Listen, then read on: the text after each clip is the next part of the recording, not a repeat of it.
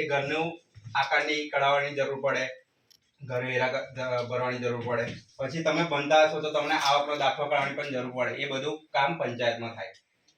પછી તમારા ગામમાં કોઈ બી કામ થતું હોય કે ગટર લાઈન કે રોડ બનતો હોય, એ બધું તમે અહીંયા આવીને લખાવો. પછી અહીંથી આગળ ઉપર જાય અને પછી તમારું અહીંથી કામ થાય. અહીંથી નવી રૂમ મંજૂર કરવાની હોય. હા તમારે કોઈ બી આવાસ મકાન મળતું હોય સરકારી યોજનાનો લાભ, એ પણ અહીં પંચાયતમાંથી થાય. જન્મ મરણ નહીં.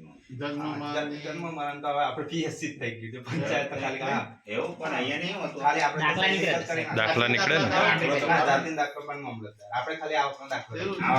પછી હા, રેશન કાર્ડમાં નામ ચડાવવાનું, ઉમેરવાનું, એ બધું અહીંયાથી આવે. સર્ટિફિકેટ કાઢવાના. હા, 7 5 એ આપણે ગામડાની ભાષામાં કંટિયા કહે. પછી આનું નામ ઉમેરવાનું. પછી આપણે જે જમીન, તમે બધાના મોસ્ટ ઓફલી તો જમીન હશે, એ જમીનની મહેસૂલ પણ અહીંયાથી ભરાય. દર વર્ષે આપણે ઘર વેરો ને બોલે છે ને, જમીન ઘર વેરો, ખેતર વેરો, વાડા વેરો બધું જે મતલબ કે આપણે ટૂંકમાં ગુજરાતી ભાષામાં કહીએ ને, તો આપણે જે ઘરમાં રહીએ છીએ એનું ભાડું અહીંયા આગળ ભરાય ગુજરાતી ભાષામાં. વેરો. તમારું પોતાનું નહીં, પણ એનું ભાડું ભરવાનું. હા, ઓછું હોય એનું ભાડું કેવું હોય? તમે જે પાણી પીવો છો, પાણી વપરાય, પાણીનો પણ પાણી વેરો, લાઈટ જે થાય, ઘર જે ગામમાં એ લાઈટ વેરો ભરાય છે. વેરા એ ભરે બધું. આપણે આપણું ખેતી આપણું પોતાનું છે, ઘર બી આપણું પોતાનું, પણ એનો વેરો આપણે સરકારને ભરવો પડે.